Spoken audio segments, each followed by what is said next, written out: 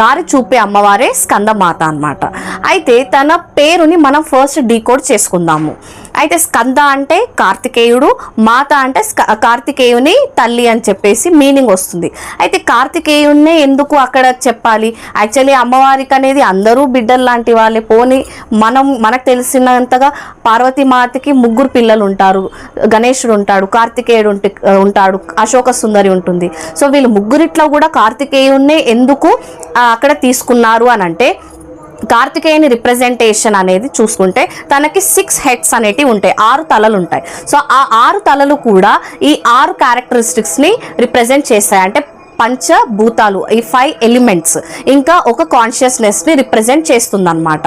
అయితే ఈ 6 కలిస్తేనే ఒక లివింగ్ బీయింగ్ అనేది ఎగ్జిస్టెన్స్లోకి వస్తుందన్నమాట. అయితే ఈ లివింగ్ బీయింగ్ ఎగ్జిస్టెన్స్లోకి వచ్చినప్పటి నుంచి కూడా ప్రతి ఒక్క అడుగులో కూడా అది ఒక వార్ అనేది జరుగుతూనే ఉంటుంది అన్నమాట. ప్రతి ఒక్క సర్వైవల్కి స్ట్రైవ్ చేస్తుంది. సర్వైవల్ నీడ్స్ అయిపోయినాక మళ్ళీ ఇది బ్యాక్ జర్నీ చేసి మళ్ళీ కాన్షియస్నెస్లోకి ఎలా వెళ్ళాలి అనేది కూడా అది ట్రై చేస్తూ ఉంటుంది అన్నమాట. సో ప్రతి ఒక్క స్టెప్ దగ్గర కూడా ఈ సాధకుడికి అనేది ఎన్నో అడ్డంకులు వస్తాయి. ఆ అడ్డంకులను దాటడానికి తను ప్రతిసారి ట్రై చేస్తూ ఉంటాడనమాట. సో ఇలాంటి ఒక స్ట్రగులే మనకి కార్తికేయుని లైఫ్ స్టోరీలో కూడా మనకు కనిపిస్తుంది. తను ఆరిజిన్ అవ్వడం మాత్రం కైలాసంలో అయ్యిండు. తన తల్లిదండ్రులైన శివుడు, పార్వతి కైలాసంలో ఉంటారు. ద కైలాసంకి representation the place where the ultimate peace exist.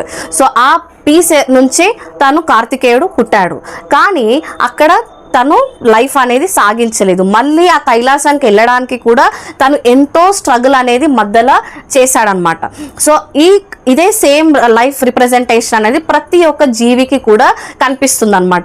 మనమందరం కూడా ఈ అల్టిమేట్ పీస్ అనే కాన్షియస్నెస్ నుంచి వచ్చాము. మళ్ళీ దాంట్లోకి మర్జ్ అవ్వడానికి కూడా ఎన్నో స్ట్రగుల్స్ అనేటివి మనం దాటుకుంటూ వెళ్ళాలన్నమాట. అయితే ఇక్కడ ఈ జర్నీలో మనకు హెల్ప్ చేసేదే మన